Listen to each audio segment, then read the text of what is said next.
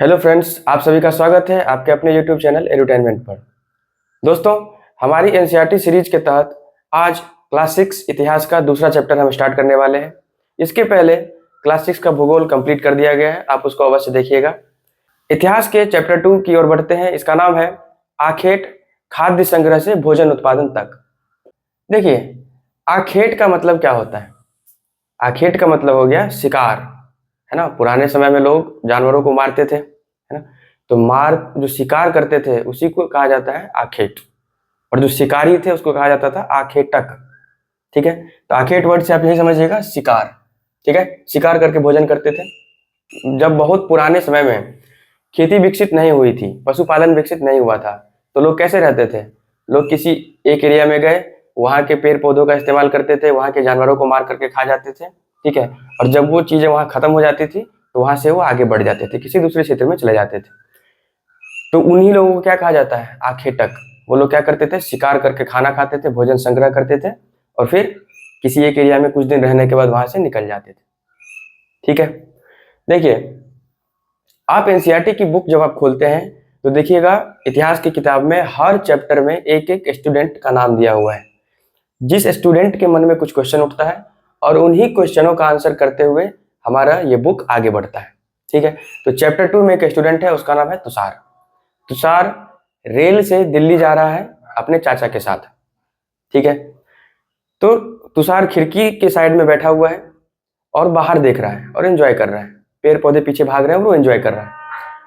उसके चाचा आते हैं और उसको बोलते हैं, तुषार को, कि ये जो रेलवे है इसका विकास हाल फिलहाल में हुआ है, बहुत ज़्यादा पुराना नहीं है, और जितने भी ट्रांसपोर्ट के साधन हैं ये सभी बहुत ही नए हैं।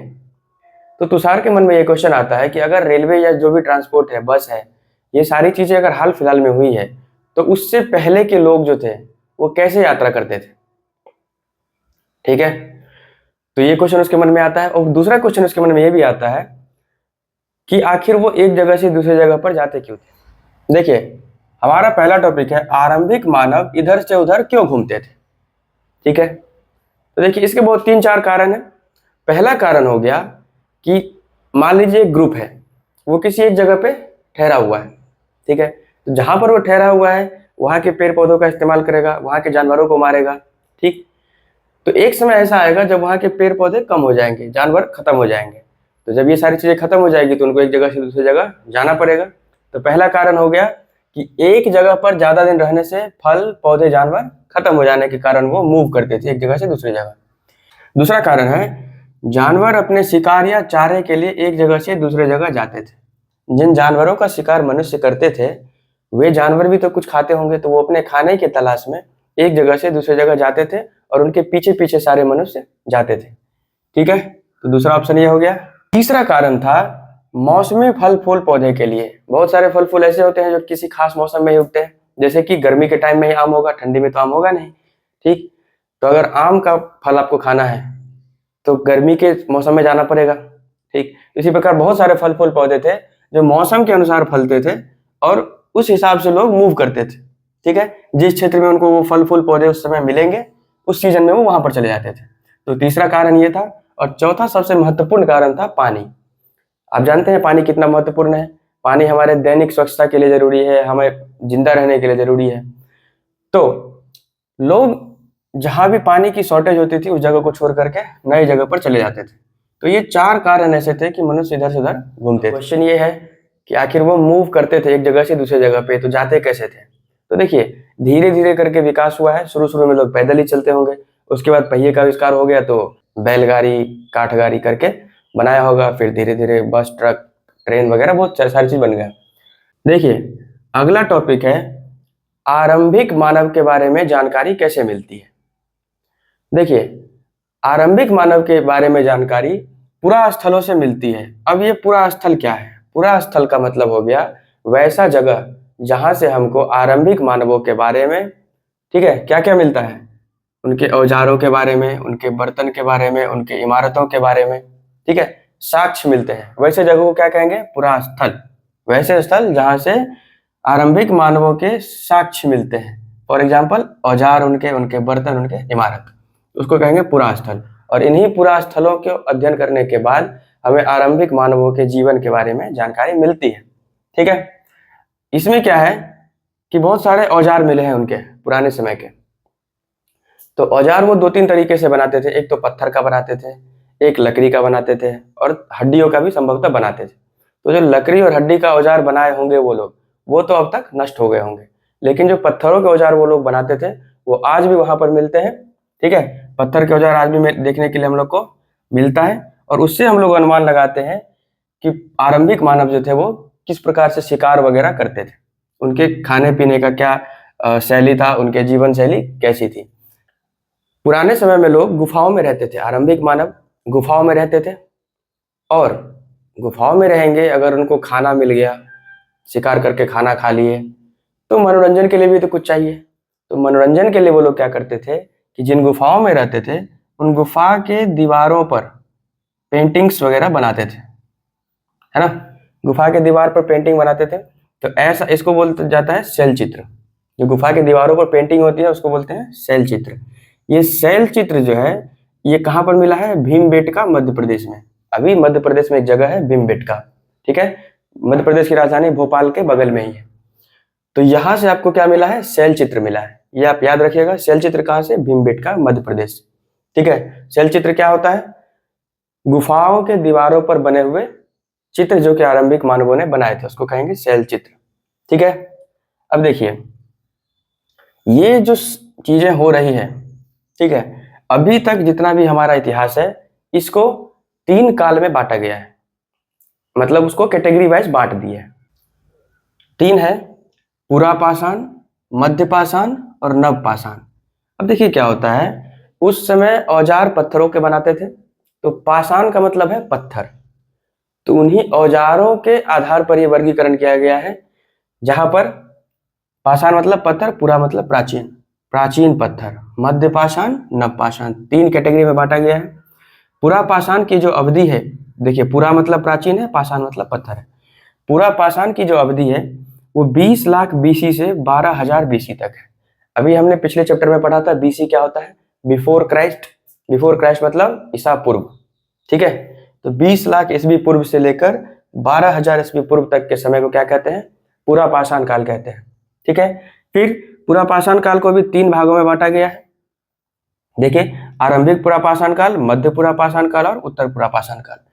देखिए, कोई भी घटना होती है तो उसको इन 3 भाग में बांटते हैं। कैसे? देखिए, अगर मान लेते हैं कि 9 साल तक कोई घटना चली, यहाँ पर 1 साल, यहाँ पर 9 साल, ठीक है, इनको 3 भाग में जब बांटिएगा तो जो पहला हिस्सा होगा, शुरुआती का हिस्सा, इसको कहेंगे आरंभिक। ठीक है, दूसरे वाले बीच वाले से वो कहेंगे मध्य, और जो लास्ट वाला हिस्सा है इसको कहा जाता है उत्तर। ये टर्म है, इसको याद रखिएगा। ठीक है, यहाँ पूरा पाषाण लिखा हुआ है, उत्तर पूरा पाषाण का मतलब पाषाण काल का सबसे अंतिम वाला हिस्सा, इसके बाद पाषाण काल खत्म हो जाएगा। मध्य पाषाण मतलब ये बीच का पीरियड है, और आरंभिक पूरा पाषाण काल मतलब पूरा पाषाण काल का स्टार्टिंग का पीरियड है। ठीक है, तो ये आरंभिक, मध्य और उत्तर आपको आगे और भी देखने के लिए मिलेंगे। जब आप इतिहास पढ़ रहे होंगे वहां भी आपको, जैसे कि मुगल काल पढ़ेंगे तो वहां पर आपको दिखेगा उत्तर मुगल काल, तो उसका क्या मतलब है कि मुगल काल की समाप्ति के समय का वो ड्यूरेशन है। ठीक है, तो उत्तर जहां भी देखे मतलब लास्ट हो रहा है, मध्य मतलब बीच का, आरंभिक मतलब स्टार्ट का। इसको आप याद रखेंगे। मानव इतिहास की जितनी भी कहानी आप देखते हैं, आग का आविष्कार हो गया, पशुपालन हो गया, खेती हो गया, ये सारी चीजें जो है, जितना भी आप कहानी देखते हैं मानव इतिहास की, क्योंकि देखिए इसका ड्यूरेशन कितना है, 20 लाख बीसी से 12,000 बीसी तक है, तो ये सारी चीजें पूरा पाषाण काल के दौरान ही हो गई थी। 99% कहानी जो है मानव इतिहास की वो कब हुई थी? पूरा पाषाण काल के दौरान हुई थी। ठीक है, अब दूसरा है मध्य पाषाण काल। ठीक है, पाषाण काल का बीचला फेज, इसका ड्यूरेशन है 12,000 बीसी से 10,000 बीसी। 12,000 ईसा पूर्व से 10,000 ईसा पूर्व तक मध्य पाषाण काल चला है। इस काल में पर्यावरणीय बदलाव हुए, पर्यावरण में बदलाव होने लगा, यहाँ टेम्परेचर बढ़ने लगा, और टेम्परेचर बढ़ने के कारण बहुत सारे घास के मैदान विकसित हुए, जैसे सवाना घास का मैदान है ना, बहुत सारे घास के मैदान विकसित हुए, और घास के मैदान विकसित होने के कारण वैसे मवेशी जो घास खाकर जिंदा रहते हैं उनकी संख्या बढ़ने लगी, जैसे कि गाय, बकरी। ठीक है, तो इनकी संख्या बढ़ने लगी, और इसी कारण से संभवतः क्या हुआ, पशुपालन की शुरुआत हो गई होगी, खेती की शुरुआत हो गई होगी। ठीक है, तो मध्य पाषाण काल में क्या हुआ है, घास के मैदान विकसित हुए हैं। इसको देखिए मेसोलिथ या माइक्रोलिथ यानी कि लघु पाषाण कहा गया। मध्य पाषाण काल में जो औजार थे वहां पर छोटे पत्थर इस्तेमाल किए जा रहे थे, है ना, छोटे पत्थर होते थे। यहाँ पर जो इस्तेमाल करते थे औजार पूरा पाषाण में, उनके पत्थरों का साइज बड़ा बड़ा होता था।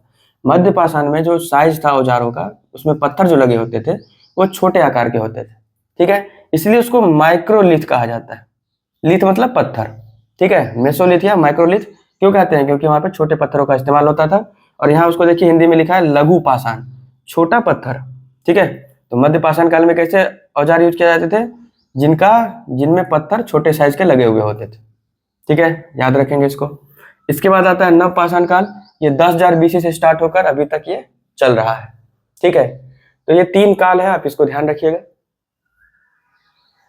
आइए फ्रेंड्स आगे बढ़ते हैं।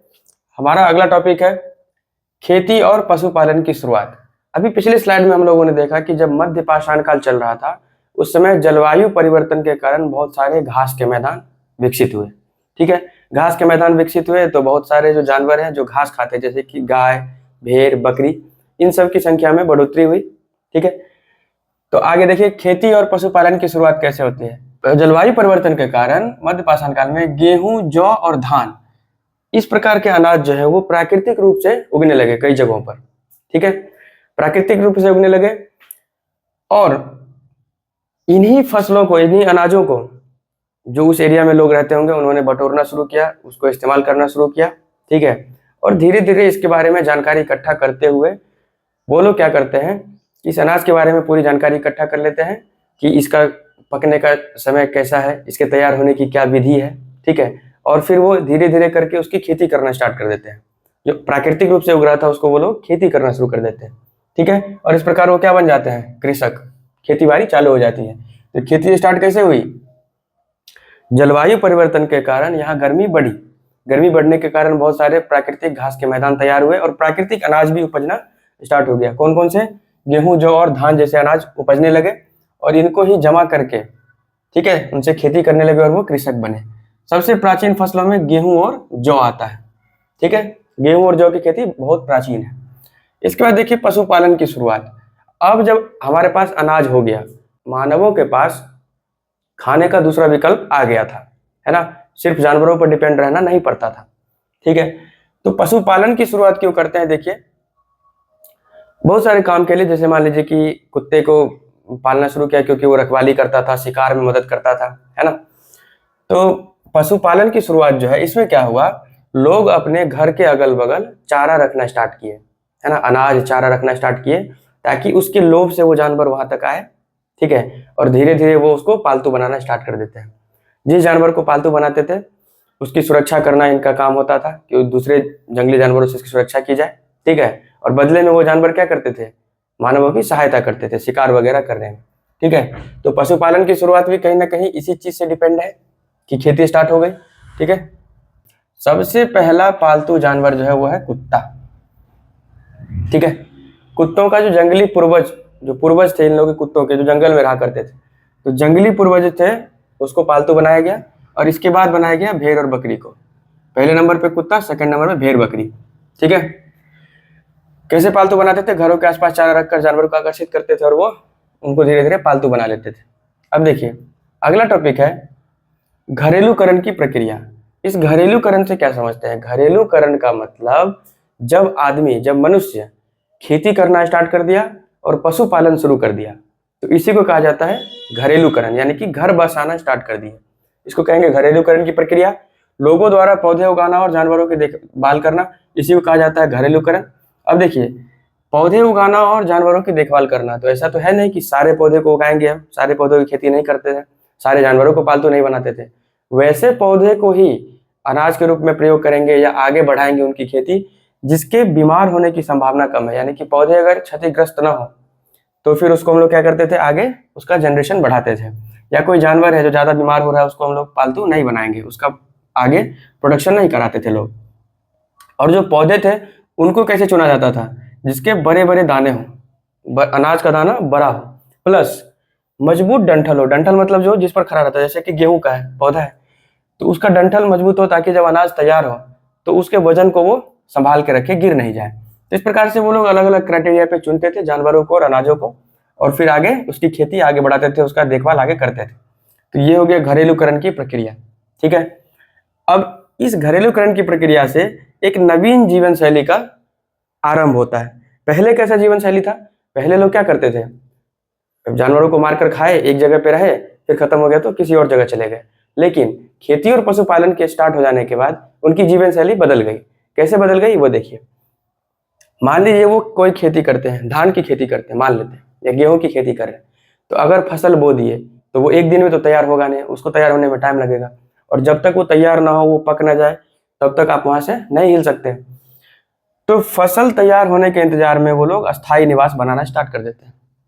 और जब अनाज उत्पादन हो गया तो अनाज का भंडारण करना भी एक चुनौती वाला काम था, वो भी वो लोग स्टार्ट कर देते हैं। अनाज का भंडारण क्यों करते थे? क्योंकि एक तो उनको खाने के लिए चाहिए, प्लस अगली जो खेती होगी उसके लिए भी अनाज चाहिए, तो इसके लिए उन लोगों को अनाज का भंडारण करना पड़ता था। इसके लिए इन लोगों ने क्या किया, कई जगह पे गड्ढे खोद करके अनाज का भंडारण किए, कई जगह पर मिट्टी का बर्तन बनाया गया, कई जगह पर लकड़ियों का टोकरी वगैरह बनाया गया। टोकरी बुनना स्टार्ट कर दिए थे लोग इसी के चक्कर में।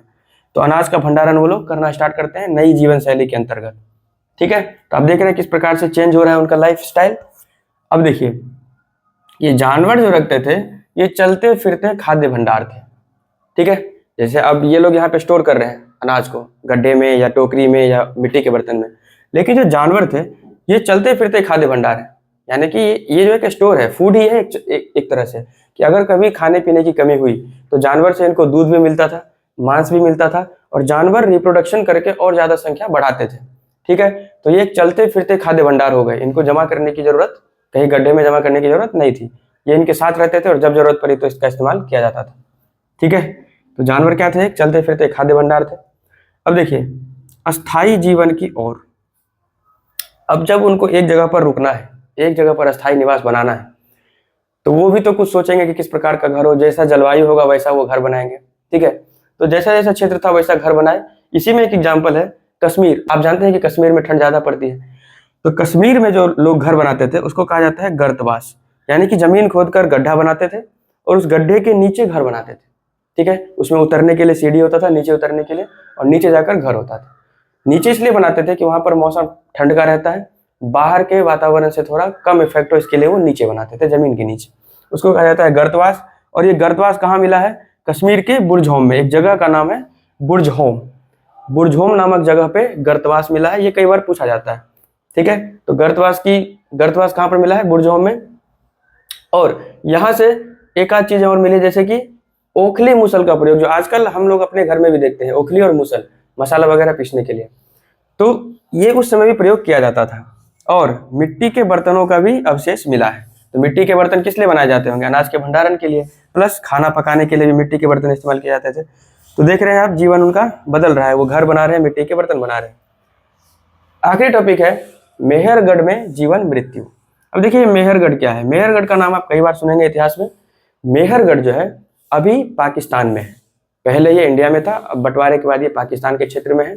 ठीक है, अब मेहरगढ़ कहाँ है? पाकिस्तान से ईरान जाने वाला जो रास्ता है उसमें एक बोलन दर्रा है। दर्रा क्या होता है? जैसे पहाड़ है, ठीक है, पहाड़ है, इस पहाड़ में क्या रहता है, कहीं कहीं पर हाइट कम रहता है और वहां से आप पार कर सकते हैं, इस पार से उस पार जा सकते हैं। यानी कि पहाड़ के बीच में एक छोटा सा पैसेज है, रास्ता है, जहां से आप उस पहाड़ को पार कर सकते हैं, उसको कहा जाता है दर्रा। तो उसी में एक दर्रा का नाम है बोलन दर्रा।